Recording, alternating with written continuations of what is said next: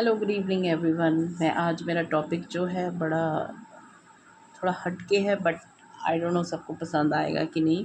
But as a हमारे बच्चे जब है हॉस्टलों में पढ़ते हैं, हॉस्टल्स में पढ़ रहे हैं जगह जगह इंडिया के, और हम हॉस्टल्स में अपने बच्चों को छोड़ के आते हैं रेजिडेंट्स पेरेंट्स, वार्डन्स, मेट्रन्स उनके सहारे, है ना।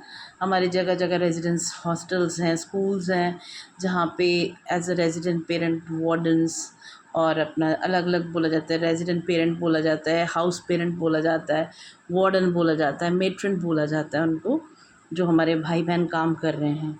बट अगेन मेरा एक्सपीरियंस रहा है कि हम अपने बच्चों को डालते हैं उनके भरोसे, क्योंकि स्कूल में एकेडमिक में जितना टाइम रहता है, बाद में वो अपना टाइम जो है हॉस्टल वार्डन्स और उनके साथ बिताते हैं। और मोस्टली मैंने मैनेजमेंट्स में देखा हुआ है, बहुत सारी जगहों पे हर एक जगह यही है कि जो वार्डन और उसकी सैलरी होती है इनकी रेजिडेंस पेरेंट्स की, वार्डन्स की, बहुत कम होती है।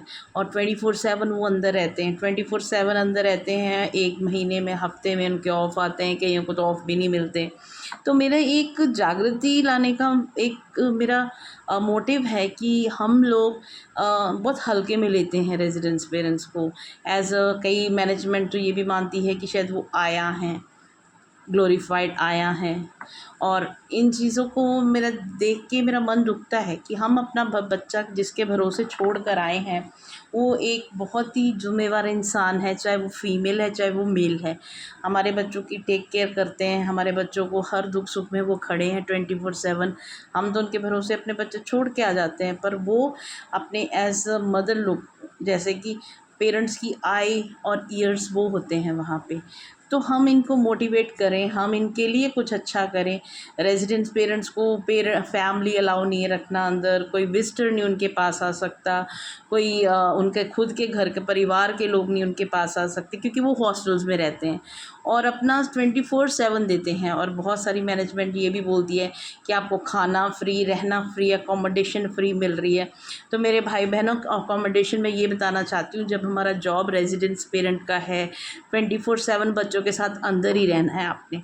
और अंदर रहने से ये मतलब नहीं है कि आप हमें फैसिलिटेट कर रहे हो। आपने जॉब दी है, जॉब का वो है कि 24/7 अगर हाउस पेरेंट अंदर ही तो रहेगा और कहाँ जाएगा वो। और आप उसको अगर एक कमरा दे देते हो और उस कमरे में कोई फैसिलिटी नहीं, उसके लिए कुछ नहीं है, इवन दो उसके लिए एक किचन तक नहीं होती है। बहुत सारे स्कूल हैं जहाँ पे किचन है, प्रोवाइड की जाती है, बट मोस्टली स्कूलों में नहीं होती है। और खाना बोला जाता है, खाना भी तो आपको फ्री करके, आपकी इतनी सैलरी है और इसमें खाना अगर आप ऐड करते हैं तो आपकी इतनी सैलरी बनती है। तो मेरे भाइयों बहनों, अगर हम एक रेजिडेंट पेरेंट के, एक वार्डन को अपने घर पे मतलब हॉस्टल में रखते हैं, तो ऑब्वियसली उस इंसान जिंदा इंसान है, उसके खाने की भी ज़रूरत है, उसको अकोमोडेशन भी देनी है, रहना भी, क्योंकि वो आपके बच्चों की केयर कर रहा है वहाँ पे।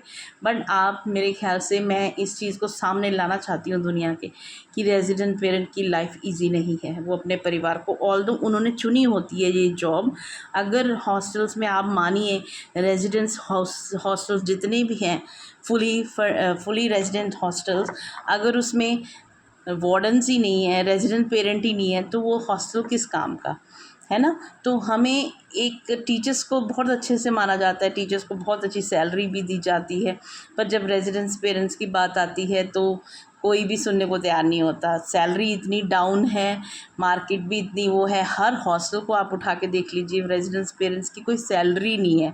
और उन पर से उनको ये भी बोला जाता है 24/7 उन्होंने अंदर रहना है। हर प्रॉब्लम, हर बच्चे से रिलेटेड कुछ भी इशू होगा तो वो आगे खड़े हैं।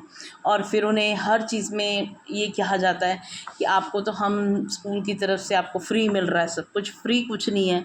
हम अपना टाइम, अपना वक्त दे रहे हैं और 24/7 अंदर रहते हैं। हमारी फैमिलियाँ लेफ़्ट ओवर हैं, हमारे सोशल लाइफ जो है ख़राब हो चुकी है। भले हमने ये खुद चुना है अपना जॉब, बट आप इसकी रिस्पेक्ट कीजिए।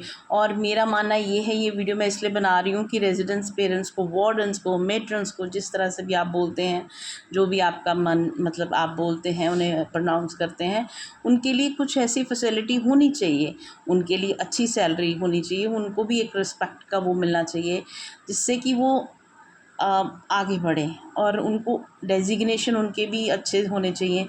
आगे उनके लिए भी एक अच्छा मतलब वहाँ से वो निकलें तो जब वहाँ से वो छोड़ें तो they should have a good life. अपनी लाइफ आप एक सोचिए, एक परिवार की तरह वो 40-50 बच्चों को होल्ड करते हैं। हमसे घर में एक बच्चा नहीं संभाला जाता। और बहुत सारे जो बच्चे हैं वो बहुत ही सिंगल फैमिली से आते हैं, मदर पेरेंट्स का डिवोर्स हो चुका है। हम उनके इमोशनल, फिज़िकल, उनकी हर चीज़ को हम देखते हैं बच्चों की। और कई बच्चे बहुत ही प्रॉब्लमेटिक होते हैं, उनको भी हम हैंडल करते हैं। तो आप एक चीज़ मैं जानना चाहती हूँ कि हमारे देश में एक जो वार्डन्स हैं, एक जो रेजिडेंस पेरेंट्स हैं, उनकी भी उतनी अच्छी सैलरी होनी चाहिए और उनके लिए भी महीने में 1 से 2 मतलब ऐसे दिन होने चाहिए जिसमें वो फ्री हो सकें, अपने आप को टाइम स्पेंड करें। ऑफ़ तो आता ही है, वो सुबह आता है। कई हॉस्टल्स में, कई स्कूल्स में तो सुबह क्या लेके शाम तक का ऑफ़ है, उसमें आप क्या ही कर लोगे। तो we also need a rest, हमें भी रेस्ट चाहिए। और प्लीज़ इसको चीज़ को बड़े अच्छे से समझिएगा कि रेजिडेंस पेरेंट्स का मतलब ऑल इन वन। आपके बच्चे को हमारा सपोर्ट, हमारा पूरा सपोर्ट होता है उस बच्चे के साथ। हम उसको देखते हैं, हम उसकी केयर करते हैं, हम उसके अच्छे बुरे समय में, उसके दुख सुख में सब खड़े होते हैं। और बच्चे हमें प्यार भी बहुत करते हैं। बट वही है कि जब मैनेजमेंट, मैं पूरे हॉस्टल्स रेजिडेंस की बात कर रही हूँ, स्कूल रेजिडेंस जो होते हैं उनकी बात कर रही हूँ कि एक एक रिस्पेक्ट का वो बनता है। और सैलरी पैकेज प्लीज़ अच्छा रखिए। प्लीज़ मेरी ये रिक्वेस्ट है कि आप सैलरी पैकेज ये मत सोचिए कि 30,000 दे रहे हैं या कुछ ऐसे दे रहे हैं, आपको खाना भी तो फ्री है, अकोमोडेशन भी तो फ्री है। जॉब के अकॉर्डिंग खाना और रहना फ्री है, बिकॉज़ जॉब उनका 24/7 बच्चों के साथ रहना है ना। उनकी नींद पूरी होती है, बेचारे 12-1 बजे तक रात को जागते हैं और सुबह फिर 5:30-6 बजे उठ जाते हैं बच्चों के साथ। तो आप देखिए उनकी डेडिकेशन देखिए हाउस पेरेंट्स की।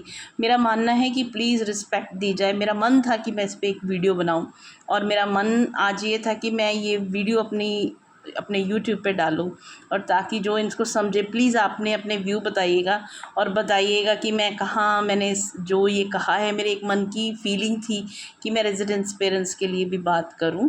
तो प्लीज़ आप मेरे व्यूज़ इसको सुन के आप मुझे बताइएगा कि क्या होना चाहिए आगे, और आप मेरी इसमें हेल्प कीजिए सब रेजिडेंस वार्डन्स मेट्रन्स उनकी हेल्प करने के लिए, ताकि लोग इसे समझें और उनकी सैलरी स्केल जो अच्छी हो और वो भी अच्छी ज़िंदगी जी सकें। Thank you so much for watching my video.